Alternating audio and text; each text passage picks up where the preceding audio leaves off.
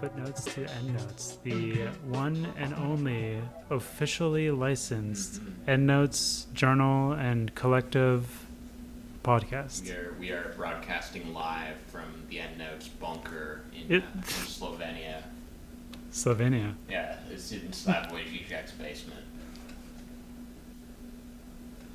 Yes. So this episode, we're going through communization and value form theory. It's a big one. It's a big one, folks. It's a long boy, as they say. Long boy, and pretty dense. I think the essay, I'd give it a 6.8. Yeah, if you're already on board with like exploring the ideas being put out by this collection, it's well worth reading. But it's definitely not it's no misery and debt. Yeah, it's not the one you're gonna just share around to your friends and stuff. Misery and Debt was by far the best one so far. Yeah, that one's pretty punchy. It's like if this were an album, you always make your best track the single, the second track. Right, exactly. The That's same true. thing here. Yeah. This is one of those 7-minute long free jams Deep in the middle cuts of the album to pad the running time. Right. I mean, yeah, it's definitely padded. The running time in this essay is definitely padded. Yeah, I mean it's not bad. There's some good ideas here, but there's a lot of Okay, the essay is one thing, but this is definitely our best episode. Ooh, yeah. It's great discussion we've got for you folks. A lot of interesting divergences and a lot of great philosophy. I read this essay a number of times and got quite into it. Was able to get a fair amount out of it, able to extract what is interesting, and hopefully we did a good job actually moving you through the text of the essay while still saying enough interesting stuff that the episode itself was self-sustaining. I'll let you be the judge of that, dear listener. Please leave a comment. That was supposed to be a sign-off, but I'm still going to plug my Twitter. Follow me at The Inverted Form. And enjoy. All right, so communization and value form theory. Essay number 4 from Endnotes number 2. A pretty lengthy one, too. Almost, 50 pages long or something? Yeah, this guy's a unit. Yeah, so it's mostly a lot of it is pretty boring, kind of Marxist scholarship, drawing on the histories of theoretical development in the second wave of radical theory in the 60s and 70s, drawing a lot on some developments in France and Italy and also in Germany. The essay is kind of I guess the main thesis of it is to argue that there's a kind of theoretical affinity, if not a necessary connection, between the revolutionary theory of communization and the Marxist kind of economic theory of the value form. So the value form is a distinction that was made in the middle of the 20th century by a bunch of Marxist nerds who were dealing with new translations of volumes 2 and 3 of Capital, as well as the Grundrisse and a few other texts. But when those books came to light, there were a lot of developments made in radical Marxist theory that kind of went beyond a lot of for example, the Frankfurt School were limited in the terms of this essay by their understanding of, or their just like their limiting of themselves to the first volume of Capital. Like they talk about how Adorno didn't really do a good enough reading of Marx's works and all the various drafts of the various editions of Capital, and that he failed to really get at the value form theory, which is what his students, which are a bunch of like German nerds, as I said, really want to get into. So there, like as the title suggests, there are two main theoretical like tendencies that they're exploring here, and they want to explore the connection between communization and value form theory. The value form theory is developed in Germany from these new Marx texts, and communization is developed in France principally by some guy named Jacques Camat, who is involved with a journal called Invariance, and they're coming out of new developments in the workers' movement around like the mid-60s, and famously May 1968 was a big moment in the history of the workers' movement, and there was also some development of communization theory in Italy around the same time.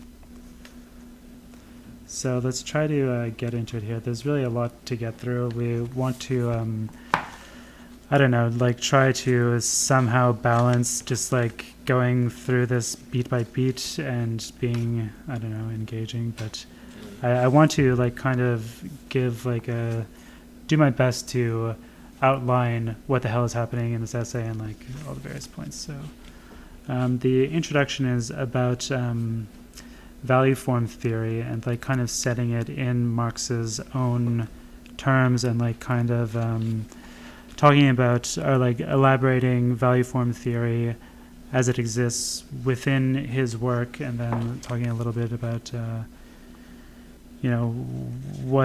how it is distinct from like popular interpretations of him. So the major part of Capital Volume 1 that they want to pick up on as like best laying out the value form theory, which is a theory, it's sort of like a critical like methodological like framework that is suppressed within Marx's work. They want to argue that like Engels, later on we'll get into it, but like basically Engels wanted to like downplay the value form theory in Capital Volume 1 as it was published in Marx's lifetime, because he thought that it would be too like complicated and wouldn't necessarily like play into the workers' movements of the time like adequately. So like the value form theory is present in Capital Volume 1, specifically the fetish character of the commodity section, but it's like de-emphasized, and like the new readers of Marx would pick up on it in the other volumes of Capital as well as the Grundrisse. So I'll just read the other quotation from Marx that appears on the first page, which is from the fetish character section. It reads, "Political economy has indeed analyzed value and its magnitude, however incompletely, and has uncovered the content concealed within this form. But it has never once asked the question why this content has assumed that particular form, that is to say, why labor is expressed in value, and why the measurement of labor by its duration is expressed in the magnitude of the value of the product. These forms, which bear the unmistakable stamp of belonging to a social formation in which the process of production has mastery over man, instead of the opposite, appear to the political economist's bourgeois consciousness to be as much a self-evident and nature-imposed necessity as productive labor itself." So the idea of the fetish in the commodity is that value, which is like this extremely abstract concept, it's not like value as an abstract universal is a concept that Marx distinguishes from exchange value and use value in his analysis of the commodity. So value is like this this abstract thing that can be represented by money. It's like a thing that you can like exchange for other things. It is like the basis of, it is the single like social mediator within society, and through fetishization of the commodity, it becomes like dominating over human beings. And it like the relationship where it is really our human activities that should be like of primary importance, that becomes subservient to like this thing that really is fucking stupid and like is not really of any use to like human living. Which, like, as an aside, that becomes like increasingly laid bare, I think, like the longer we inhabit capitalism, to the point now where like you listen to popular music and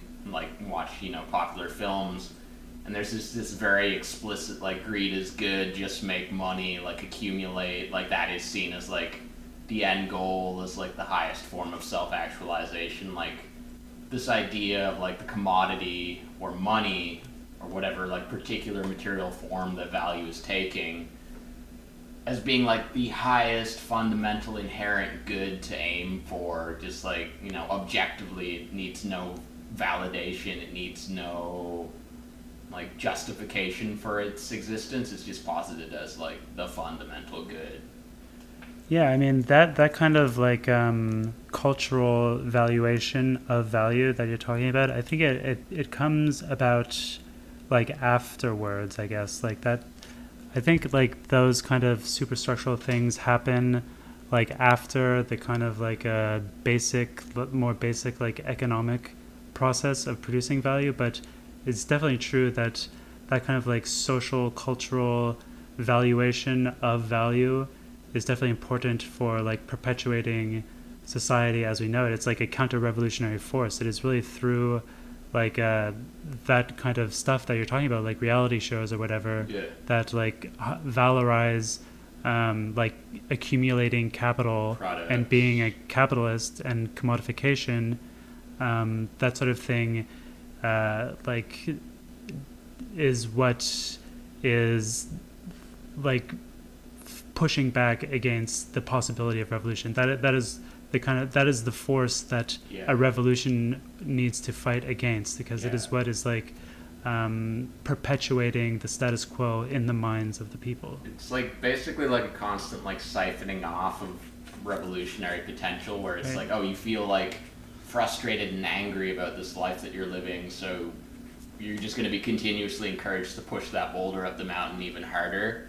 That if you just like channel all of your frustrations into being like the best possible capitalist, you'll probably still be mad, but like at least you'll have something to direct your anger to that reinforces the superstructure. You'll still be like objectively alienated from the product of your labor and from other people, because you'll only be able to like, also it's important to notice that, I mean, to like draw attention to how value is a more abstract concept than simple like commodities as we know them, and money as well. Like later on in the essay, we'll get into it, they really draw a strong emphasis on the importance of money, and how money as like a social lubricant, as the universal equivalent that really makes the whole system run, is like kind of a necessary result of capitalism, like from the get-go, which is kind of like an argument, like we'll get into it, but it's kind of an argument against like the Engelsalian labor theory of value, which is like the most popular way of interpreting, or has been the popular interpretation of Marxism, where like you could like theoretically have money or some form of money within a socialist economy like in the USSR, but they want to like argue against that and say that value is something far more abstract than simple money. Like money is a necessary like crystallization of value, but value also like comes into how we like interact socially with each other, even when there is no money directly being exchanged.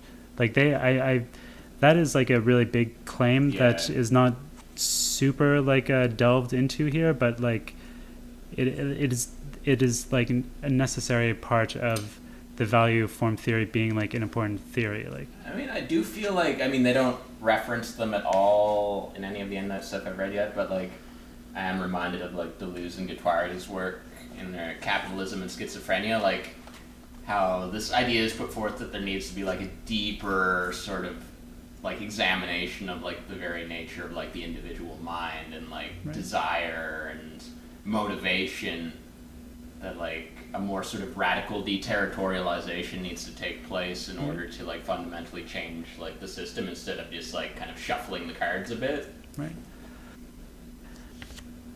All right, so let's move on to the next section, I guess. They kind of wrap up the section talking about this guy, like a Russian theorist named Isaac Rubin, who is like their earliest example. He was writing in the 1920s of somebody who really picked up on the significance of the value form theory that was kind of like concealed within Marx's work. Yeah. And specifically, like I'm guessing that he was working before like the Grundrisse and maybe even before the other two volumes of Capital. So he just picked up on that from the fetish section of Volume 1. All right, let's move on to the next section. It's just a short little section. It's called A Common Background, and it's basically, it's like talking about the common background between communization theory and value form theory. Like the general object of this essay is to kind of like describe how those two theories, which are like relevant to different areas of communist thought. Communization theory is like a revolutionary theory, whereas value form theory is like an economic theory. But it's talking about how the two are like co-implicated. The essay is about how, you know, like they are just really, they work really well together. I mean, I don't think they go so far as to say that one necessarily implies the other, which is kind of my position coming away from this, is that I want to like the idea of value form theory as like this new reading of Marx is pretty interesting to me, and I want to be amenable to that from my own position. But communization theory I am less amenable to, and like they say that the two theories are like especially, they work especially well together, but they do not necessarily imply that one like implies the other, you know what I mean? But basically like the time period that they're situating us in here is the 60s and 70s, when there's like a bunch of like, I guess, new kind of like worker-led movements, especially in like student stuff, and like dealing with issues of like beyond just like what had been of the day in Tsarist Russia, for example, like going more into like the household and like other areas of social life, trying to like you know, theorize differently about, you know, human life as it is. But it's pretty vague. There is one paragraph I've got selected that sort of like sets up the historical context. I'm just going to go ahead and read. Yes. From the middle of the 1960s to the late 70s, capitalism at a world level was characterized by intense class struggles and radical social movements. From the urban uprisings of the USA to insurrectionary strikes in Poland, from student movements and youth revolt to the toppling of elected and unelected governments by workers' unrest. Accepted relations at work were questioned, as was the family, gender and sexuality, mental health, human relationships to nature, in a general contestation across society. Intertwined with these struggles, the post-war boom ended in a crisis of capitalist accumulation, with high inflation and rising unemployment. The revolutionary overcoming of capitalism and its pseudo-alternative in the Eastern countries seemed to many to be on the agenda. So basically what it's suggesting is that, like, in the 60s and 70s, you were seeing across the board, pretty much worldwide, at all levels of society, in the places that very obviously related to capitalism, and then like in all these other areas that they mentioned, there was this sort of feeling of like, okay, things are about to change, or things really need to change. There needs to be some certain new order. Now, you could get into the reasons why that happened at that particular time with that particular intensity. I personally have not read enough history to have like a clear opinion on that. Like maybe the war, maybe like just the fact that there had been like many large-scale like socialist revolutions at that point, the shifting of the economy, etc., etc. But the point is that if you look at this period, there was this very strong kind of feeling of like a revolution was going to happen. Like it was inevitable that there would be some vast shift. And like as this is going on, there's also like at a more micro level, there are all these new interpretations of Marx's ideas being undergone. Like these new works coming to light and these new ways of seeing his concepts and by extension forming potential revolutionary theories. Well, I guess they'll get into this later, but what they want to say is that a lot of the types of actions that the workers' movements at this time were engaged in, they, like especially in France, want to fit that sort of thing into like their new theory of revolution, and like try to talk about how it's like different in some way to what Lenin did. Like they mentioned specifically things like work stoppages and like sabotage and like that sort of thing as like being communizationalist in spirit, because they are about like stopping this process that we're talking about of producing value, which is like it's important to talk about the production of value as being an activity, a process of like reproducing this relationship between these two classes. And like the idea of a work stoppage like goes to the heart, which is I think relevant to both what they're doing in France and maybe more significantly what they're doing in Italy with the autonomist movements. But it's about like stopping these relationships like from one moment of time to the next. Like I think this is something that we talked about in the introductory, the crisis in the class relation, is how like this relationship between the worker and the boss is a relationship that occurs in time. It has to be reproduced from one moment to the next. And like the communizationalist idea of how to like overthrow that relationship is to, stop reproducing that relationship.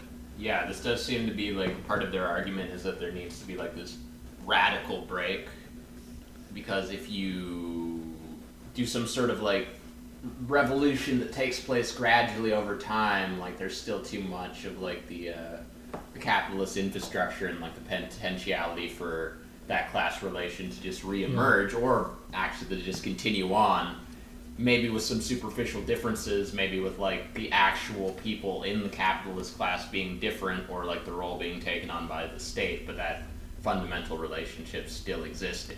Right, that's why they are able to argue that the USSR was still basically a state capitalist society, because it really didn't go far enough to like overthrowing this relationship, this value producing relationship, and like getting rid of the conditions of labor, getting rid of labor itself.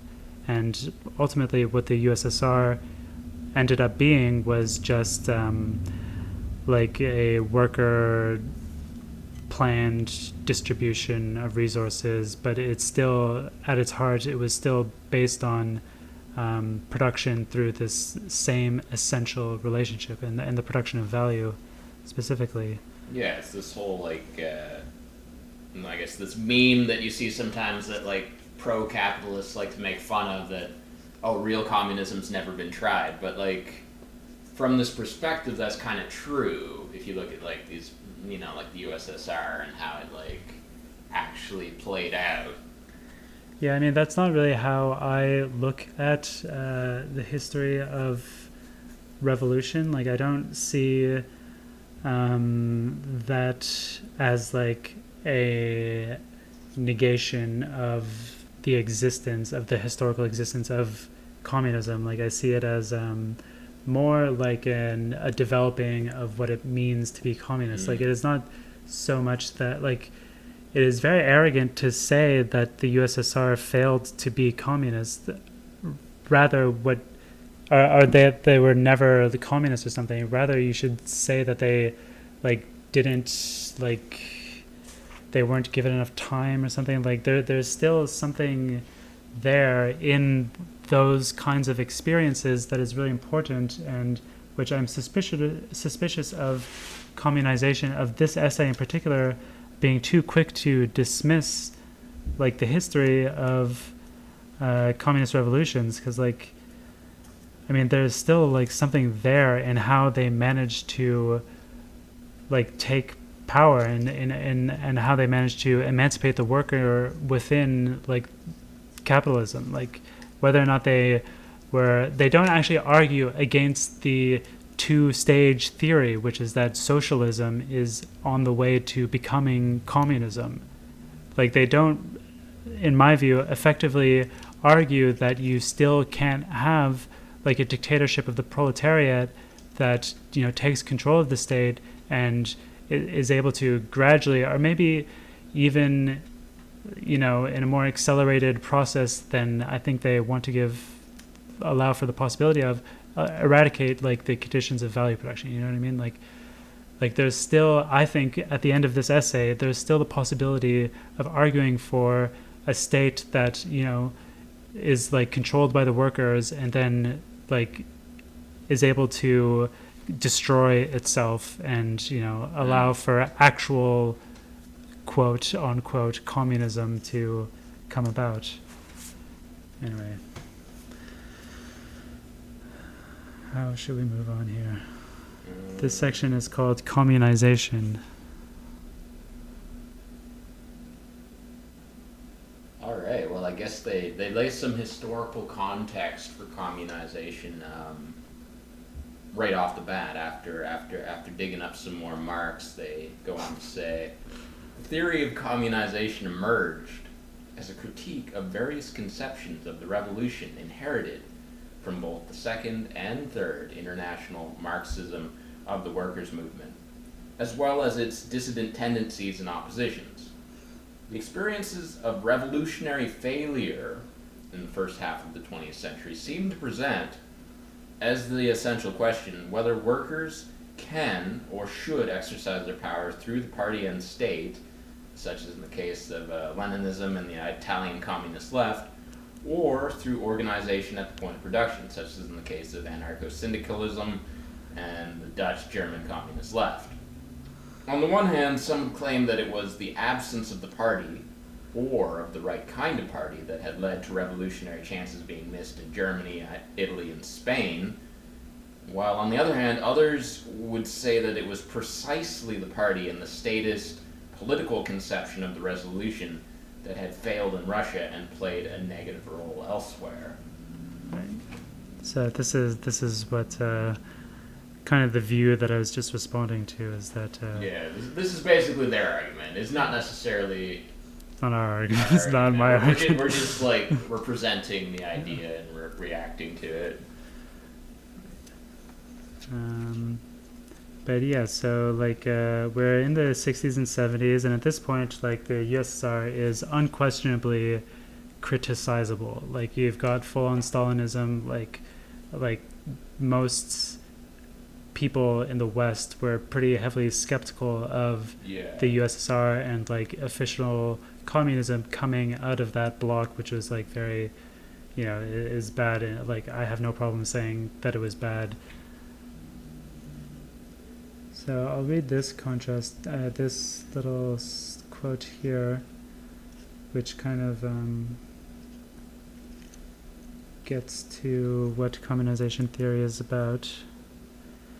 The revolution as a communizing movement would destroy, by ceasing to constitute and reproduce them, all capitalist categories: exchange, money, commodities, the existence of separate enterprises, the state, and, most fundamentally, wage labor and the working class itself. This is kind of like what we were already talking about, which is when I reference back to the first essay, go back to our first episode, and how they talk about how the basis of capitalism is like a process that is occurring in time. It's about the relationship between the worker and the bourgeoisie, which is something that a relationship that needs to be reproduced in time, like from one moment to another through activity on the part of everybody involved. It's materialist. And at this point, I mean, like, this is really like getting into why this essay is, and specifically how this essay can be like really tedious. Is this is where they start getting into like the like, I don't know, inside baseball. Yeah, serious inside baseball. But they like basically communization theory. Their like historiography argues was able to come about in France because like these people at this particular social moment that all these different types of like worker actions were being done at the same time. Like a lot of these new Marx texts were coming to light, and like a lot of theorists were looking at them in very significantly different ways than how they had previously been looked at by like the first generation of critical theorists, specifically like the Frankfurt School. And they go back to Lukács a lot, who I guess is basically the one who did like the most detailed analysis of Marx's original corpus, more so than Adorno later on. But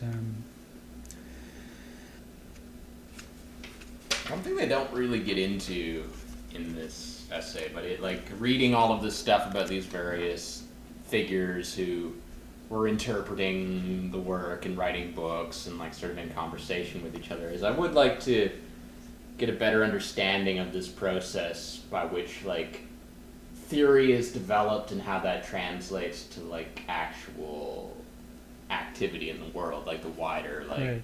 movements. Well, this is actually an important thing that I just wanted to say about revolutionary theory in particular, as like especially communist revolutionary theory. It's supposed to be like scientific, which means that it needs to be based on empirical principles, which means that any revolutionary theory really needs to be in some way connected to like actual shit that was happening in the world. Otherwise it's just like philosophy, it's just like armchair kind of stuff, which is decidedly not communist, it's not materialist, it's not connected to any kind of like real world movement of the working class. So revolutionary theory, communist theory, needs to in some way be like coming out of like actual workers' movements. So like the big revolutionary theorists like Lenin and Mao were actually doing things. They were involved in like real communist movements of working classes, of the masses, which is like why they qualify as revolutionary theory. And I think that it's really important here that they're actually staying true to that. They're like Endnotes is doing a good job of like being kind of like scientific in the like orthodox Marxist sense in their like revolutionary theorizing, and they're talking about how communization is importantly connected to like tactics that were being employed by the workers' movements at the time, specifically like what was happening in Italy and all the like work stoppages and that sort of thing. They're like drawing their theory that like communization is stopping this relationship from like things that like experiments that people were doing that were like yielding empirical data that could be studied in scientific terms. I don't know if that really answers your question. Okay, yeah. So like, you're looking at like what's actually going on. You're not necessarily projecting like, oh, this is how it should be because this is like what this book from like 100 years ago says it's supposed to be like, or this generally accepted system of knowledge that we've had for decades suggests it should be like. Instead, rather, you're looking at like what's actually going on and interpreting that and going back to the established system and changing the system to like better understand the data. You know, you're not just totally discarding what came before, but like I guess you're opening yourself up to new developments and the new actualities of the particular historical moment. Right. Which is why, like, I think that there's like a complicated relationship between communization theory and Leninism, as like communization theory. I want to be generous to these movements, and I don't want to say that any of these people like failed, and therefore like everything that they're saying and doing should be disregarded as like proven to be untrue or something like that. That is not really how you look at scientific theory. Like failures are like opportunities to go further and like develop like an elaboration out of the failure. The failure is like an opportunity to, you know, go beyond. It's like an indication that, you know, some theoretical limit had been reached and you need to do more theoretical work. But like the fact is that Leninism went further than communization. Yeah. Like in France, they did do a pretty good job by like shutting down the entire economy in May '68, which is like the biggest wildcat strike in like a developed nation in history, or maybe even just in history. And that was like a great thing. I don't think that it was organized by a communist party. I don't know. Like I think that sort of thing like fits into like the communization theory of revolution, but it still did less than Lenin. So therefore, like, it is not for the communizationalists to say that their theory is better than Lenin's, because Lenin was able to do more. He was able to establish a dictatorship of the proletariat. He was able to take control of, you know, the state.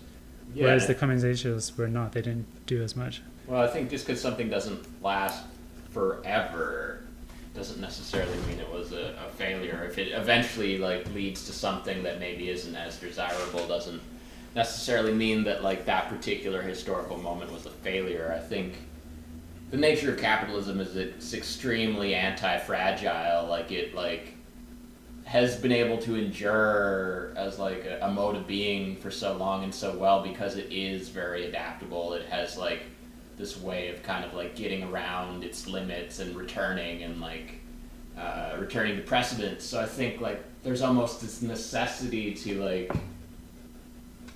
have all of these historical revolutionary movements that look at it in different ways and approach it from different angles that quote unquote fail or don't last permanently and don't permanently shut down the capitalist system. Like I think this is something that like is in Anti-Oedipus. Like they talk about how like capitalism's almost like this potentiality and like the collective human consciousness that can keep emerging, and you have to sort of continuously like It's a pretty Maoist idea. Be on the lookout for it.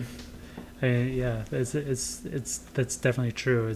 And that was a major insight of the Cultural Revolution in communist China, where it was recognized that like the class struggle would continue within socialism, and that there would still be like these kind of ideological remnants, and like capitalism would still be working to like re-establish itself within even a socialist state or a socialist society such as communist China. Like eventually communist China did fall to the capitalists, even though they had, and the same happened within Russia. Like those were socialist states to one degree or another.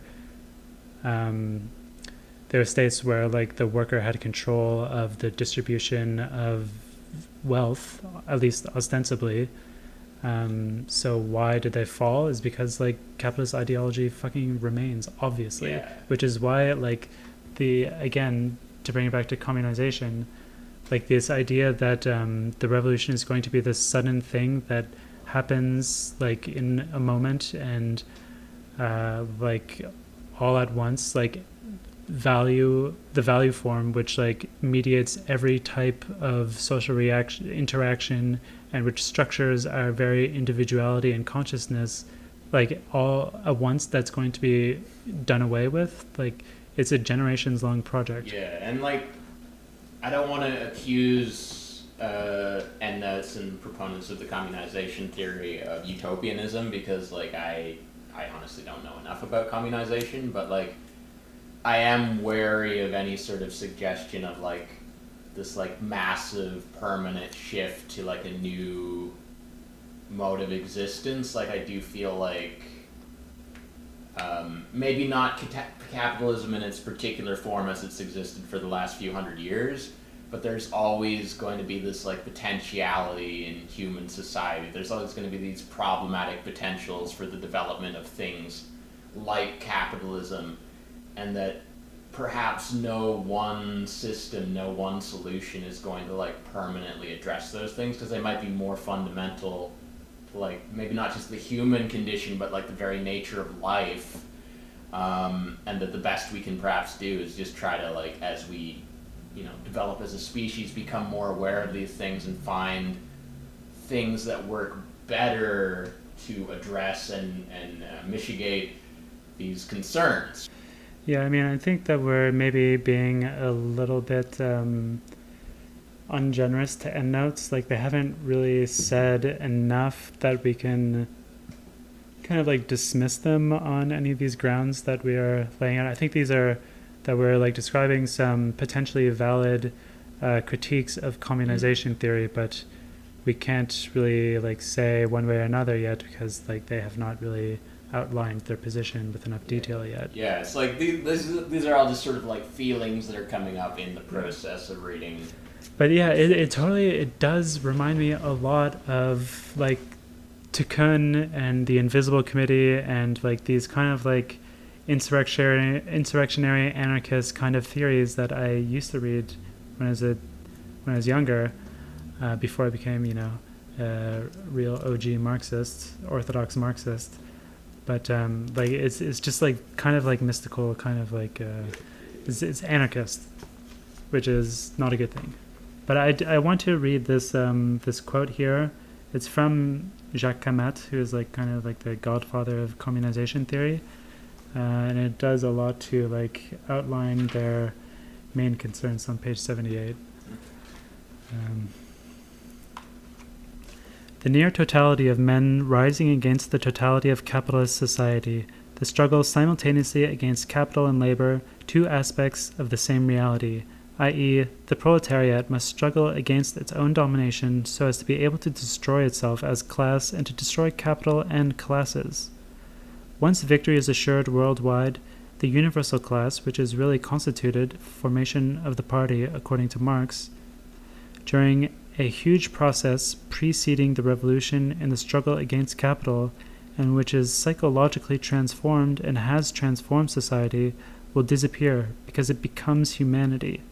There are no groups outside it. Communism then develops freely. Lower socialism no longer exists, and the phase of the dictatorship of the proletariat is reduced to the struggle to destroy capitalist society, the power of capital. To me, this is actually like very agreeable with Leninism, and I don't find too much to object to here. Yeah. So I guess the upshot of this quote that I just wrote is that it's trying to get at how like the communist revolution needs to relate itself to value specifically as like something beyond just like the labor theory of value, and it's trying to talk about how like the revolution needs to be an ontological revolution, and not just like about reorganizing who is doing the distribution of the wealth. I will say that anytime something starts talking about ontology, it's a big red flag. What about hauntology, though? That is that's an even worse red flag. Some of the music's pretty good though. Oh, yeah. I mean, the ontological kind of idea that they're getting into just goes back to what we've been talking about this whole time, which is like the idea that the production of value, which is labor, is something that needs to happen in time. It's an activity. So value is itself essentially an activity that has like some kind of like being in time, and also that the relationship between the capitalist and the worker, which is what structures the production of value, is also a relationship that needs to be reproduced from one moment to the next. It is like when you're at your job doing your work, like producing value for your surplus value for your boss, and also producing like your wages, like the value of your wages, so that you can go home and like be able to survive to the next day.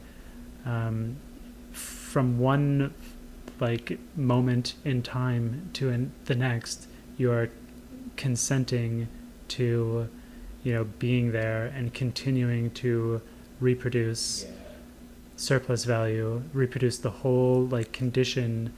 Like the relationship between you as a worker and your boss is like a microcosm for what is happening at a global scale between the two classes. And like you're consenting, like the working class is consenting from one moment of time to the next to continue reproducing this whole damn thing. Yeah, it's like, capitalism isn't like an object, it's more like an elaborate dance that's taking place. Right. And like I've certainly had this feeling like, hour 6 into like a work shift or something, and you're kind of aware that you're like recreating this pattern in your own life, but also like in a broader social context that you don't necessarily want to, but like there's this sort of, I don't know, there's this feeling of inevitability in the moment of it playing out, like this like, well shit, what else am I gonna do? Like it's happening. Mm-hmm. Even though you're consciously aware that you're deciding to continue, like you could theoretically just walk out of your job at any moment, just like tell your boss to fuck off and like steal some sausages and like go home. You don't do that generally. Yeah. Most people don't. Because then you wouldn't be able to reproduce life. Yeah, you wouldn't be able to buy food and pay rent. What are you going to do next week? It feels good in the moment to do that, but like, the nature of the beast is such is that like they've done their best to take away any other option or to make them like very prohibitively difficult. So the theory of communization is, I guess, that like every member of the working class is all at once going to choose to no longer reproduce that relationship, to no longer like be the class that it is. Like the workers are no longer going to be workers, and they're going to like reproduce themselves, like do the labor that produces their means of reproduction. Like the working class is going to need to do the work of like farming and building houses or whatever, like supplying energy, like the minimal shit that it takes to keep civilization running, like that kind of labor. And all kinds of labor, unknown sorts of labor will need to exist within capitalism or within communism. But I guess the idea is that like the working class is going to choose to stop reproducing, and then also at the same time like be able like have it worked out how they're going to like keep doing the socially necessary labor. You gotta keep the machine going. You gotta keep certain aspects, like you gotta keep the garbage, maybe, I don't even, like eventually generationally, like we're talking about like a eradication of cities, like a complete restructuring of the planetscape. You know what I mean? Like, so things like garbage collection or like plumbing, like these kinds of things that are like that will definitely need to be done. Yeah, like they we maybe as a species have grown used to it, and like we couldn't just. It's like you can't just snap your fingers and not have that anymore and be fine. Right. Even if we had like attained a communist revolution at a lower stage of like technological development in history. Like I personally think that we could have like stopped developing technologically like at least a century ago, and we would have like all the technology that we needed to ensure the maximum human flourishing under a communist regime, like that. Like at an earlier stage in history, if we had done this communization revolution, like there would still be some minimal amount of labor that we need to perform. Like we would need to all like on a volunteer basis be like trained conductors or whatever, or like, you know, like work at the market, like sweeping up the produce afterwards. You know what I mean? I think they suggested here, although I've been, you know, I'm also reading Capital Volume 2 and some other stuff related to this, so it might not have been in this essay, but like there's like a suggestion put forth that, and I'm sort of interpreting it in my own words, but like capitalism is such that there's like this very strong emphasis on like extensive growth, like continuously developing new, more extreme forms of technology and like putting forth these like sort of Promethean projects.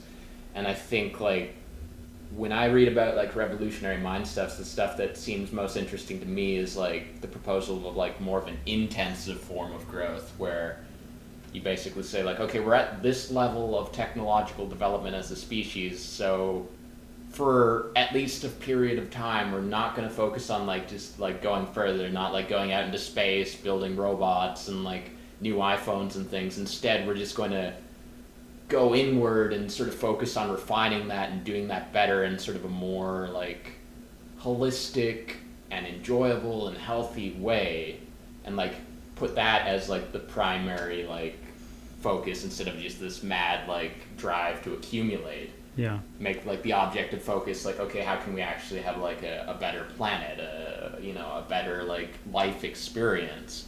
And when I say that, that feels like intuitively that's what should be the objective focus, like as a living being on this planet. Yeah, I mean, I think like the reaction, it's the scientific mindset that has like distracted people by and large away from that more like existentialist mindset. I think what you're talking about is something that they get to in Misery and Debt, the second essay in his volume, where they talk about how like expanded reproduction like causes or is like the force of innovation that is like causing all of these new technologies to be developed, which then like become generalized across various industries and which like lead to new commodities that then become essential to our living, like internet and phones. I would say that like in my ideal like less technologically advanced communist utopia, like we wouldn't have things like iPhones and whatnot, but we would have an internet. Like internet seems like a good technological development that we could have used like if we had stopped developing like 100 years ago, you know. I'm not fundamentally like anti-technology. I'm not like, you know, against the idea of us eventually developing new things. Like, sure, maybe we should go like explore other planets and stuff eventually. It's just I think that like the way we've been going about it for the last like, I don't know, maybe 500 years particularly has been like incredibly unhealthy and like unnecessarily so, because if you look at like the total duration of like biologically modern humans, we've been around for like a very long time. And if you look at like the rate of technological development for most of that history, it's like kind of going very gradually. There is like, you know, development happening, but it's only in the last several centuries that it's become this sort of like mad dash to exploit as much potential as possible from the world around us, at the cost of like endangering the long-term survival and happiness of our species and every other species on this planet. Which of course coincides with like the capitalist mode of production. I mean, we're getting pretty like distracted in this point, but I think it's a very important point and worth talking about.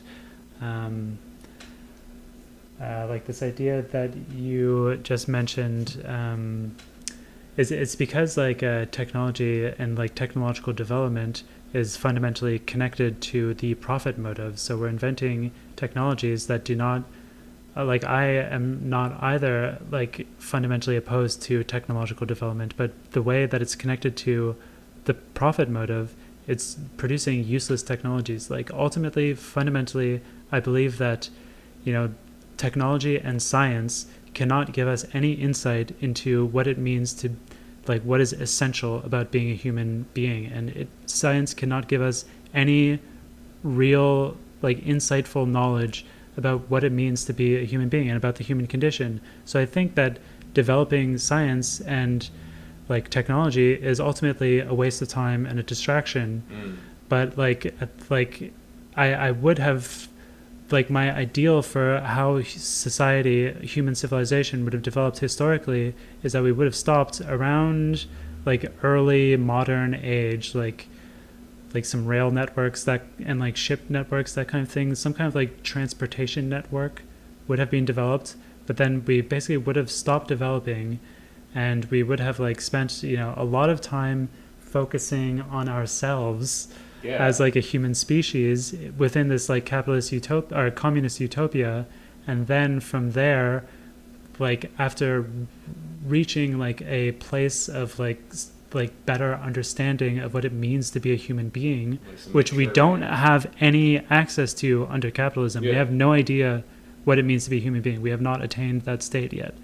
But you know, we could have like you know, developed this understanding of ourselves, and then from there like selectively chosen technologies that we wanted as a species to investigate, rather than like the technologies that we invent, which then come to dominate our lives, being like thrown up ad hoc willy-nilly by the market itself, and ultimately being bad for us as human beings. Like, you know, like mass-produced food. Like, I think inarguably, like a lot of the dietary shifts of the 20th century are like objectively bad for like the maintenance of the human body.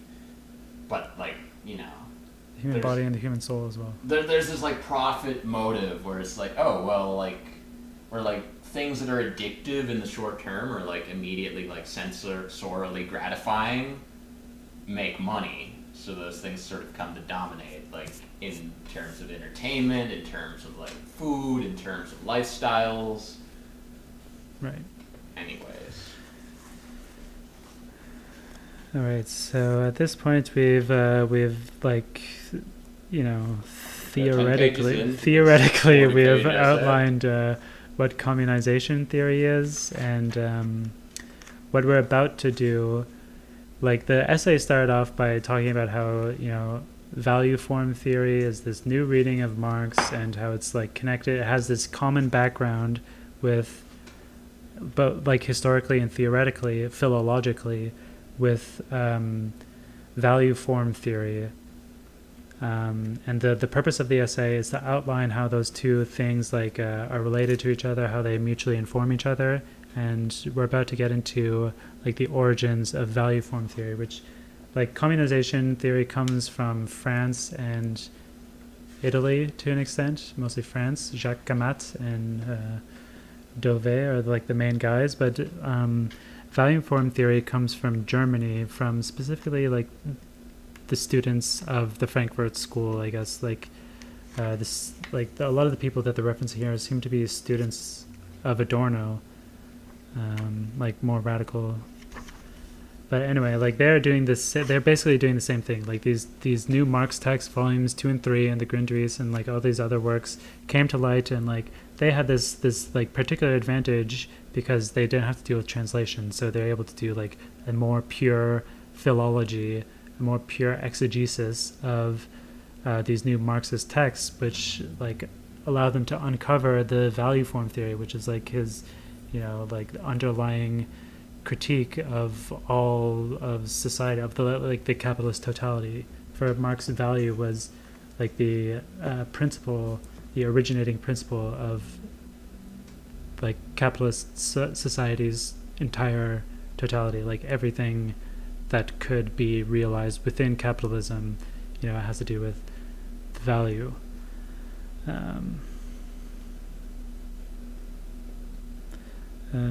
So, and they not only were they like able to, you know, do this new reading just because of the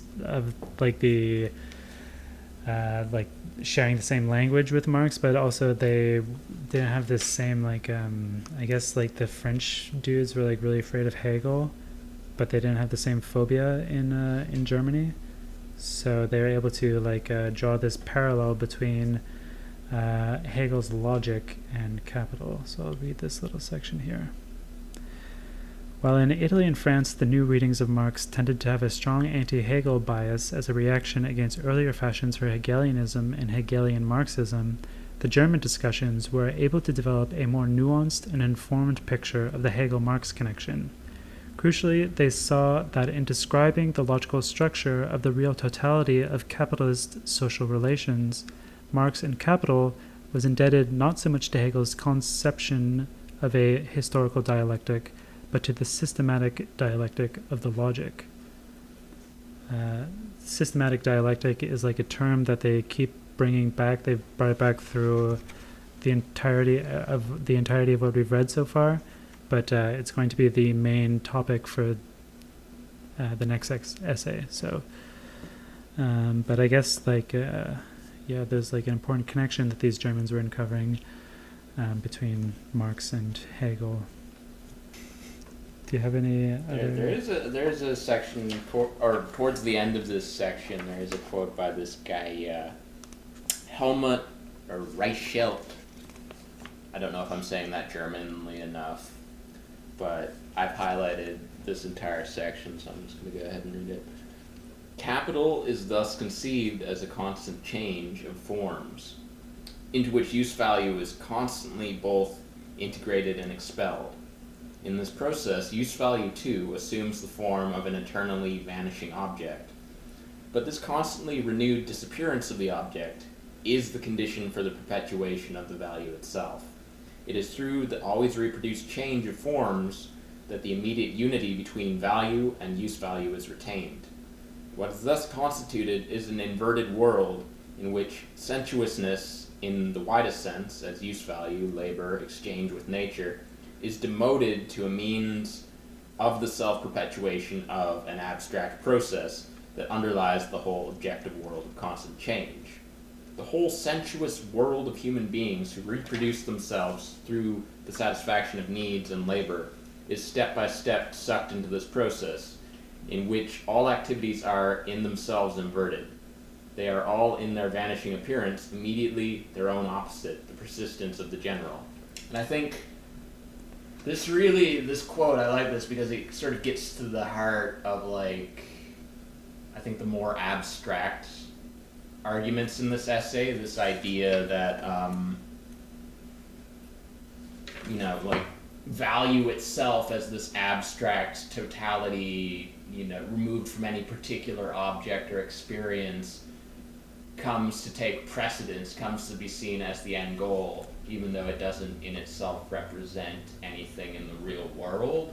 There's this constant inversion going on where you're no longer doing things for the experience of doing that thing or because it's like your biological imperative to carry out this relationship with nature or others in your community, but the sort of abstract value that's applied to these things comes to be seen as the primary goal, as the prime directive is the maximization of this thing called value, devoid of any association with a particular object, state, or action. All of these things that exist in the real world come to be seen merely as processes for generating value. Right. Which is this ideal, quantifiable, abstraction. Yeah, I think this quote really gets to the important ontological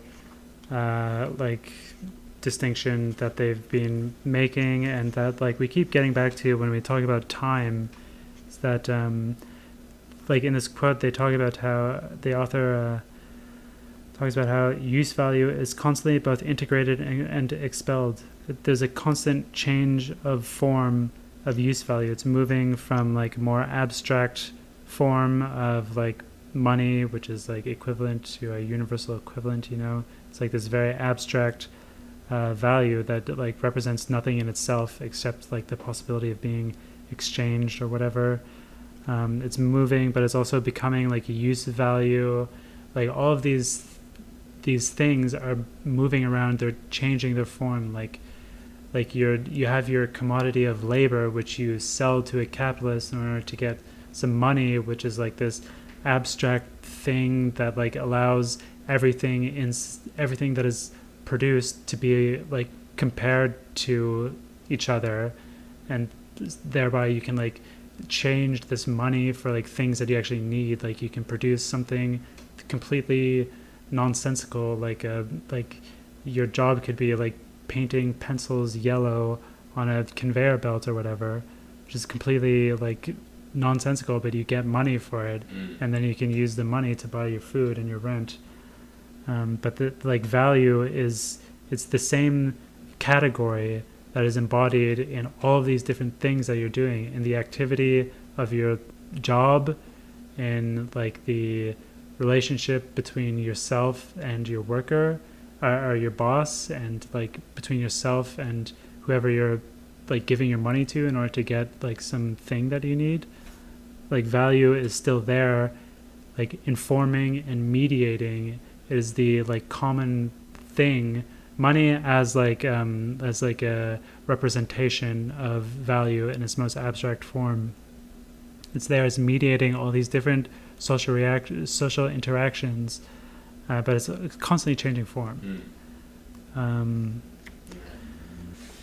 And like I guess also I should say that in this quote, like what's important about this ontology that we're talking about under capitalism is that it is becoming inverted, where like the abstract thing is taking precedence over the real thing. Yeah. Like some abstract like conception of money is more important than your human life. Like that doesn't make any sense. Well, I'm reminded of this section of the first volume of Capital that really stood out to me, is when Marx is talking about like the individual capitalist in his own life, and like how you're generating all of this wealth for yourself, like all of this potentiality to enjoy material experiences in the real world, but the logic of being a capitalism is such is that the more you actually spend that wealth you're generating on like pleasurable experiences for yourself, you're actually being a bad capitalist. Like the logic of the system is such is that you want to be continuously like returning as much of the value that you're generating as you can back into like further generation of value. Like that is like the main point of your existence insofar as you are a capitalist. Like what Marx suggests is that like if the capitalist buys himself a nice house and goes on vacation and eats well, those are not actually things he's doing as a capitalist. That's just him as a human being enjoying those things. Insofar as he is a good capitalist, he's supposed to be like continuously reinserting all of the value he's generating, or as much as humanly possible, into the further generation of value for its own sake. Right.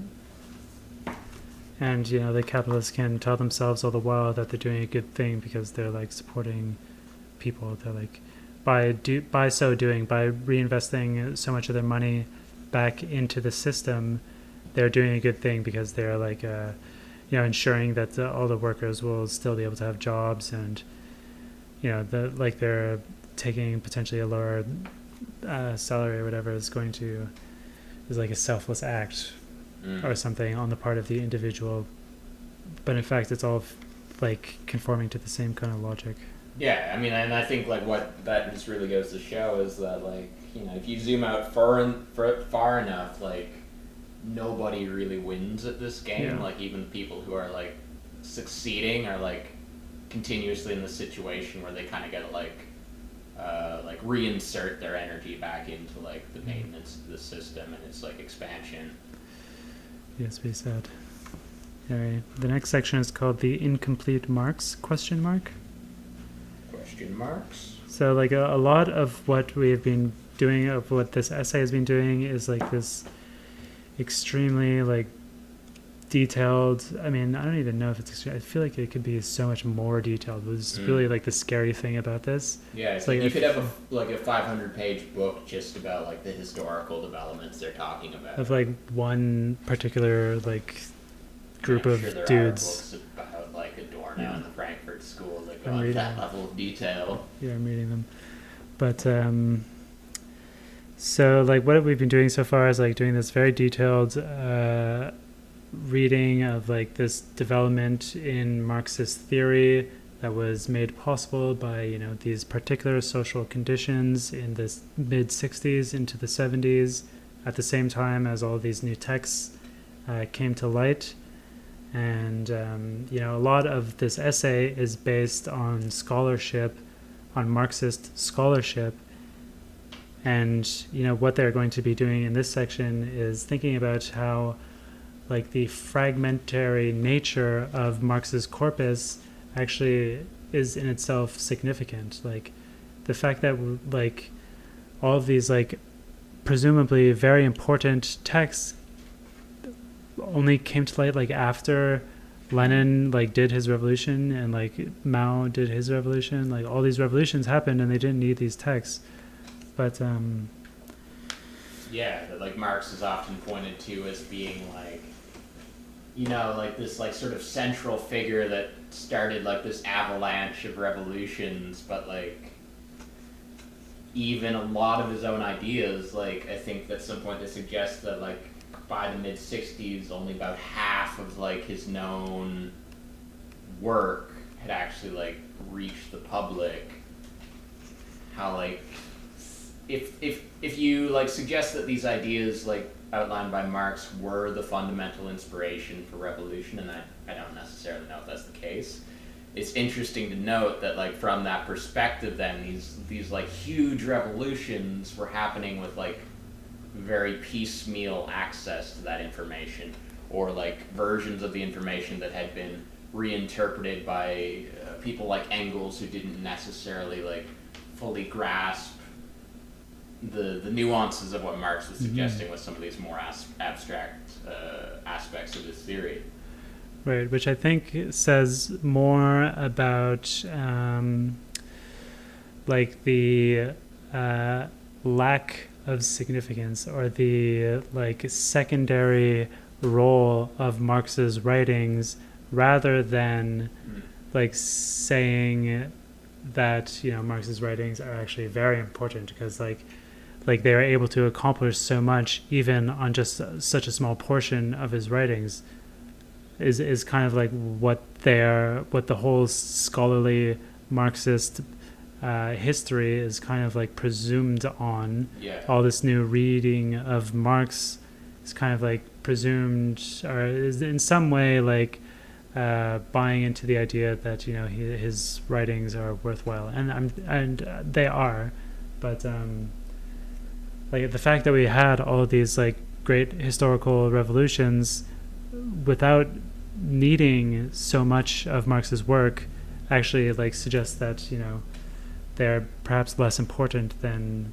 Endnotes might want to believe. Well, I mean like perhaps this is on a more philosophical level, but I think like whenever you see like this historical figure like Marx, or anyone who writes like a very important text or like creates an important work of art, I think like sometimes, and I'm not necessarily accusing Endnotes of this, but like there's a lot of situations where like too much emphasis is placed on like that work as being like, you know, the spark that lit this huge fire, when really I think like a work like Capital, or like Marx's entire body of work, is more simply like a crystallization of like a general mood that's felt in like the society that he inhabited at that time.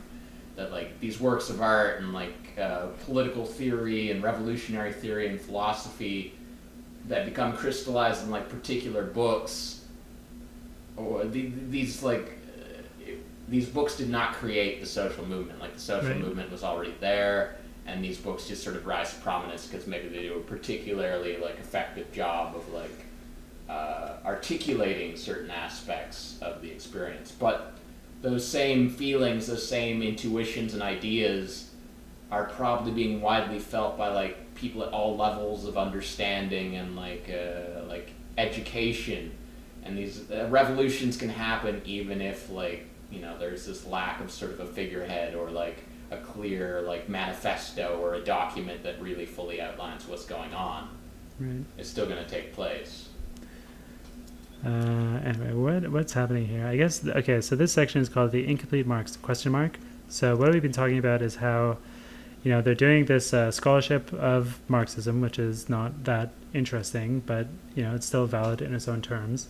And what they're talking about now is how there's actually Marx planned to do a lot, and he had some outlines for what he did, for what he wanted to do, and so much of that was left undone. There are some indications of where to go or whatever, but basically the point is that there's still a lot to do within Marxism, not even restricted to pure philology or exegesis, where you're just working on Marx's notebooks and trying to figure out how everything that he thought related to each other, and trace origins of concepts and all that kind of boring nerd scholarship. Yeah. That is not that interesting, but there's more interesting stuff, actual innovation, inventing, coming up with concepts, what Deleuze called philosophy. It was inventing concepts. Yeah, and it's not even stuff that wasn't published. They point out here that even there were earlier editions of the works that had been published, how a rediscovery of the first edition of Capital that had some significantly different passages and ideas outlined, and how even just returning to these older versions of his established, well-known work allowed for the development of new theories and interpretations. Right. So it's pure philology is what led to the emergence of value form theory as a current within Marxism theory more generally. And I guess it's useful to articulate specifically what this essay is doing, which is line struggle within Marxism.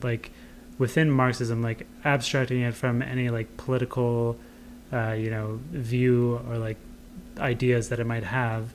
There's going to be a centrist Marxism, a right Marxism and a left Marxism, and what they're trying to do is argue against the center of Marxism, which is based on Engels' alleged misinterpretation of capital and the emphasis on the labor theory of value. That is what Marxism has been for 100 years. It's what it still predominantly is. And they are trying to pick up on this left current of Marxism and move the lines within the overall field of Marxism. This is ideological line struggle, they're trying to argue that the value form theory within Marxism is what is the kind of framework that Marxist theory going forward should be operating within. Yeah, which is when you say that, I can start to realize the real world importance of this sort of deep analysis of things, because if you have a somewhat unified group Marxists of any variety, left Marxists, right Marxists, centrist Marxists, who have some agreement about the foundational works that they draw their theories from.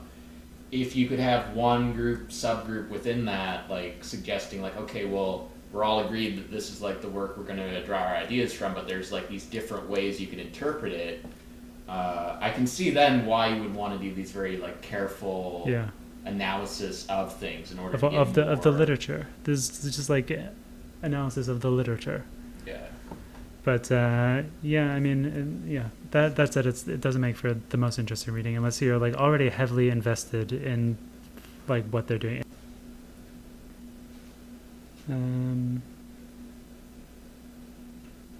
So basically at this point we've gone to, they've argued that value form theory, in terms of the notion of revolution that follows from it, in the same it points in the same direction as communism. This is a quote of communization, sorry.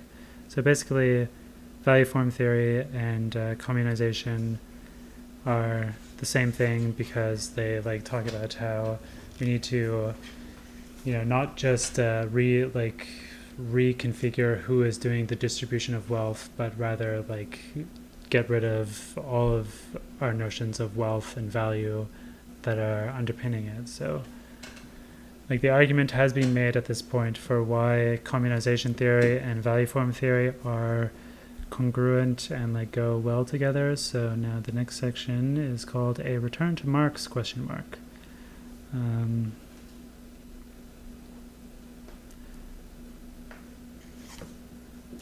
So they're kind of like responding once again, like going over how like without the concept of value form theory, that Marx is basically like a bourgeois political economist, but with the added conceptual features of like exploitation, and that is how like Engels like led Marxism astray and led to like the apparently unproblematic idea that you could have like a market socialism or like basically what the USSR was.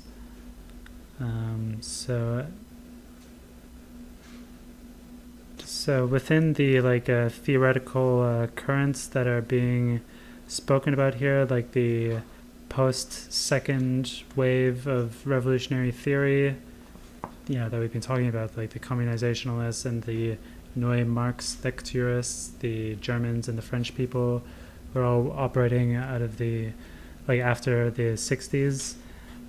Within the Germans specifically, and particularly, there's like this, like following from their emphasis on value form, there is they like kind of fell into like a nihilism and a pessimism about class conflict, which has always been the kind of like antagonism that engenders revolutionary movements in the real world. Like revolution, as it has occurred in history, is about class conflict. But the value form theorists that are being like uncovered here kind of downplay that, and in that way they don't actually go as far as Adorno, who, as I said, really emphasizes class antagonisms. And it's a classic like place to end up in as a Marxist, is like kind of like pessimism and nihilism about the role of the proletariat and about your role as a petit bourgeois intellectual in like a revolutionary movement. Like it's all, and it's just like what every fucking philosopher in history has basically almost done. Like Nietzsche found himself in the same position as Adorno, was like just overwhelmed by pessimism and like unable to like really overcome this like problem of nihilism that he was faced with. Yeah, and that's like, I mean, I think that's like a trap that is very easy to fall into, is like, like you're young and you have this revolutionary spirit and a great deal of passion and confidence in your ability to change the world. But as you learn more, like you start to see the complexities of this, and like your confidence in any particular like revolutionary theory begins to wane as you see things from like more and more angles, and you recognize like the problematics of your own desires and your own placement in the world, and it becomes a challenge just to not become like nihilistic and like defeatist about it all. Like, and I think with like figures like Nietzsche, you can turn to like these sort of individual processes, like okay, I'm just gonna like become this like Dionysic inspired creator, and like make that my object of focus as a way of like combating nihilism. And these can be strategies that work, but at the same time, like Nietzsche basically went crazy and spent the last 10 years of his life in a coma. Yeah, I mean, all the like, I guess in Endnotes' eyes, like all of these figures who are not able to overcome like their central problematic, like Théorie Communiste, which is like the French group that they put at the heart of communization theory in the 60s and 70s. They were able to overcome everything. They are like the saviors of revolutionary theory or something. I don't know, like... Yeah, it's like, like, perhaps, like, you need to just embrace, like, the imperfect reality of, like, any sort of revolutionary theory. Like, okay, this will, like, like, whenever in the history of human beings has a perfect system that worked forever been devised? Right. Like, I mean, like, that seems to be the reality of our species, is that, like, or, like, maybe just of reality itself, is that, like, how does Deleuze describe it in Difference and Repetition? How, like, no matter, like, what sort of, like, systematic understanding of, like, anything you try to develop, there's always going to be, like, this aspect that, like, you know, is just beyond your reach. And this is kind of, like, one of the fundamental qualities of reality itself in, like, Deleuze's view, like, and maybe you just need to accept that. Maybe you just need to accept that, like, you're never going to have, like, this perfect, like, utopian, permanent communist world. Like, at best, you can just, like, come up with, like, something that addresses the actualities of the present, and, like, if you're lucky, will, like, make things significantly better for a significant amount of the population for, like, a period of time. But eventually there's going to be the reemergence of, like, problems. I think that point is definitely true, and it kind of, like, gets back to what we were saying about science earlier. But at the same time, like, a communist revolution is not about constructing a perfect system in which you account for everything, even the things that are beyond your cognition. It's about simply eradicating things that already exist. Yeah, that you can point to, like, right now in the Right. world. So communism is still possible. Like, it must be possible, otherwise there's no hope for humanity. And it is possible, I think, on those grounds that, like, communism is just about, like, when you talk about what communism is, you're not really, like, going to be describing in detail, like, what the society of tomorrow will look like. It's just about the revolution. They're going to be doing, and, like, how the food's going to grow. Right. We're just, I mean, there's a lot that we can, like, and I actually think that imagining that sort of thing is important and valuable. It's useful. Yeah. Like, and it can also be very fun and healthy. Like, thinking about, like, the kind of permacultural, like that will spring up in order to replace, like, monocultural food production, and, like, how, like, cities will expand and, like, eventually disappear into the countryside, like, and, like, how that will be facilitated by, like, new forms of, like, public transit and all this kind of shit. It's sick. Like, it's sick to imagine, like, a utopian society. And, like, I mean, like, again, because we brought up Nietzsche, like, I do think, you know, having gone from, like, my 18-year-old Nietzsche bro phase, I think that is, like, the lasting value of, like, his, like, worldview, is this recognition that, like, okay, like, maybe there's, like, these fundamentally, like, dark and, like horrific even, like, realizations that you have about yourself and the world and your placement in it, but you can still choose to, like, affirm some sort of creative project, some sort of, like, future potentiality, and, like, actually, like, move forward and try to, like, do something good with, like, the day and, like, the energy that you have, even if perhaps eventually, like, it'll all fall apart. Like, it's still, like, worthwhile. I mean, it'll just be, like, inadequate in some way, like how we conceptualize trash collection or, like, food production to be working. Like, we don't have enough knowledge, and we can't plan for every contingency that will come up. So, like, it's not that it's pointless or useless to try to think about those sorts of things, but it's just, like, obviously we have to recognize that it's going to be inadequate. Don't let the fact that you're not very good at something get in the way of, like, trying to engage with it. Right. Because then you would never do anything. Maybe we'll read from the top of this paragraph here. Over here, yeah, I was just looking at that. Do you want to read it? Okay. The critical reading of Marx grasps the radicality of what the revolutionary negation of value involves. We are speaking as much of the overcoming of ourselves as of something out there. The contribution of TC is to grasp how and why the configuration of the contradiction between capital and labor in an earlier period did not pose such an overcoming. In Marx's day and during the historical workers' movements, the relation of capital and proletariat posed revolution in terms of the affirmation rather than the negation of labor, value, and class. The work of TC suggests that the radical way out implied by value form theory may be determined by the historical evolution of the capital-labor relation itself, rather than being the product of an ahistorically correct consciousness, free-floating scientific point of view or perspective of critique. The historical perspective on the class relation complements value form theory, and the sophisticated analysis of capitalist social relations in systematic dialectic and value form theory can inform the perspective of communization by offering an elaboration of what exactly this class relation is, and how the particular social relations of capitalist society are formed determined as such.